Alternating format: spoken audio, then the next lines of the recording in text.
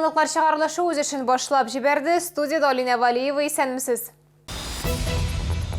Чаллыда коронавирус белән авыручылар саны 17 кешегә артты. Республика буенча статистика нинди? Медицина учреждениеләре гадәти режимга кайта, пациентларга нәрсәне белү мөһим. Игътибар, балалар җәйге каникуллар вакытында юлларда җәрәхәтләнү очраклары арта.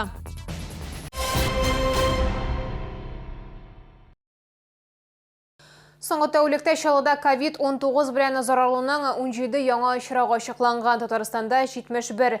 Берсе читтән кертелгән, калганнары авырулар белән элемтәдә торган. 24 пациент хастаханәдә, авыруның җиңел яки симптомсыз формасы булган, 47 кеше өйдә дәвалана.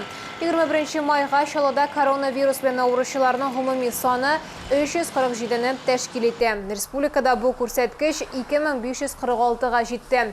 Республикада коронавирустан үлүнең 9-нчы очрагы расланган. 13 майда Яшел Үзән районында яшәүче 1950 елда туган кеше вафат булган.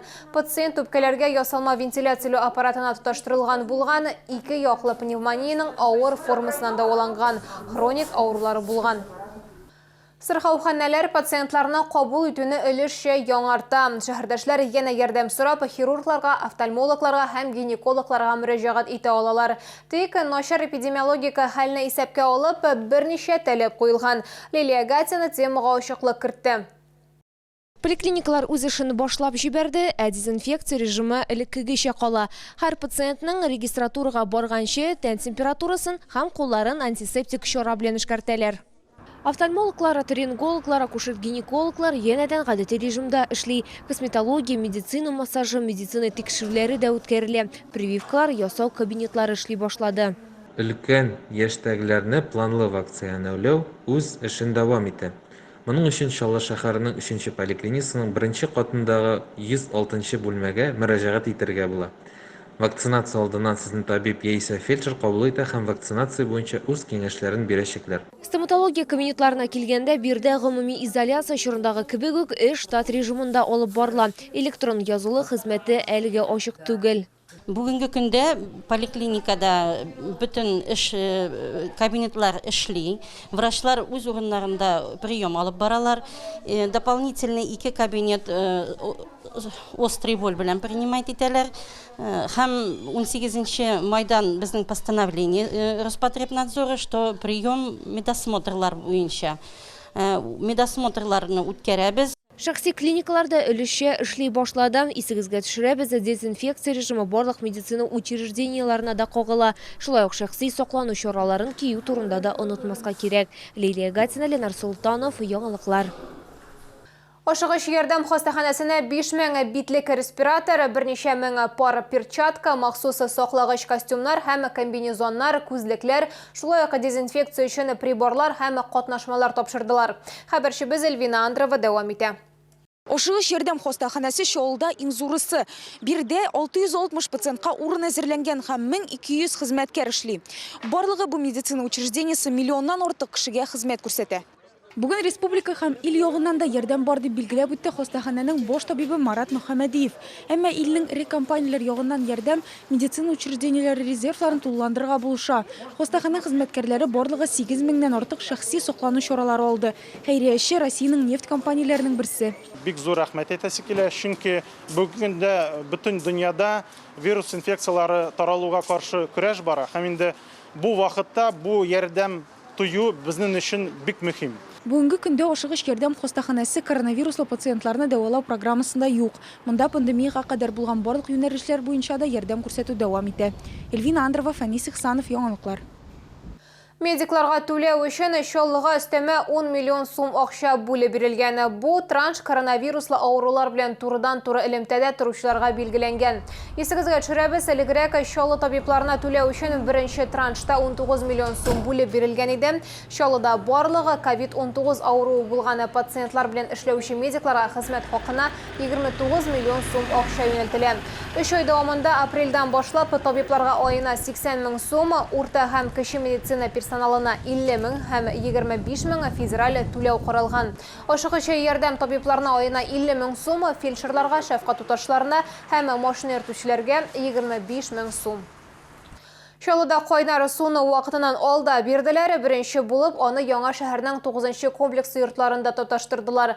Жыллык шилтәрләрен сынауның бірінші этабы 18 майда старт алды, ул 31 майда төгәлләнергә тиеш. Әмма Яршалы жыллык шилтәрләре оешмасы кулланучыларга қойнары су бирүне өлешчә яңартты.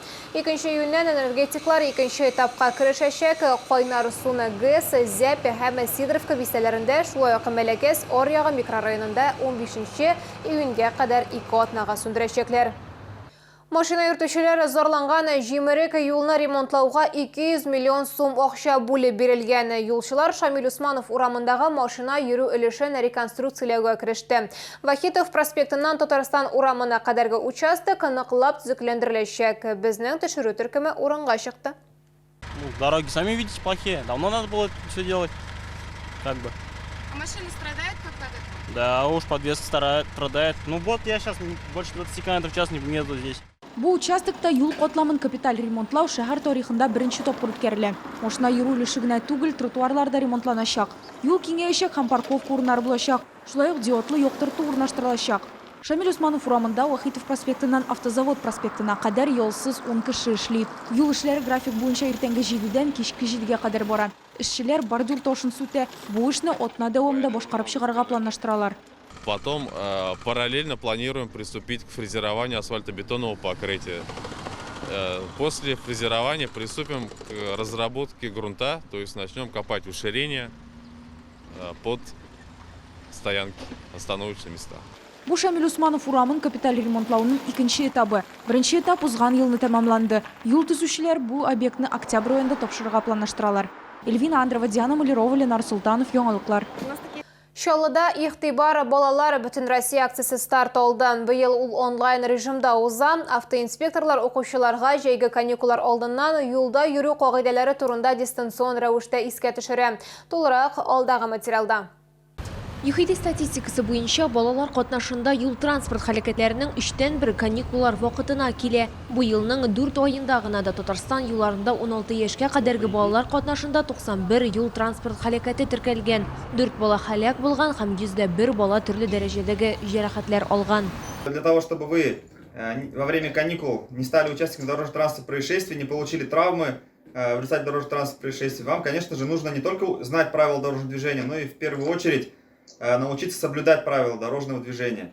Игътибар балалар акциясы кысаларында инспекторлар юлларда балаларны гына түгел, олыларның да кагыйда үтүләрен тикшерә. Патруль хезмәтләре автомобильдә креслолар булуын, җәяүле юлларында тәртипне күзәтәчәк. Алар нигездә мәктәп һәм балалар бакчалары янында торачак. Госавтоинспекция по Республике Татарстан призывает всех участников дорожного движения быть предельно внимательными и осторожными. Родители должны со всей серьезностью отнестись к безопасности собственных детей. Необходимо позаботиться о том, чтобы дети не оставались без присмотра в местах, которые могут предоставлять для них опасность, в том числе и вблизи дорог. Әлеге чара 3 июньгә кадәр дәвам итәчәк. Лилия Гатина, Ленар Султанов, яңалыклар. Келесі мәгълүмат ураза тотучылар игътибарына 22 май көнне сәхәр 1 сәгать 6 минутта тәмам булырга тиеш, авыз ачу 19 сәгать 48 минутта башлана.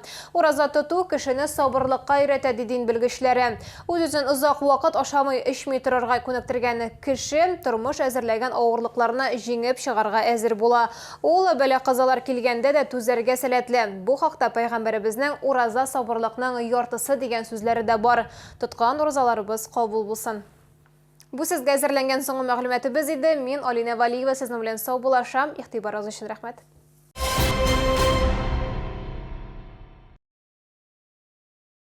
Центр восстановительной медицины. Восстановление после замены суставов, травм, инсульта. Прием невролога, ортопеда. Телефон 78 09 35.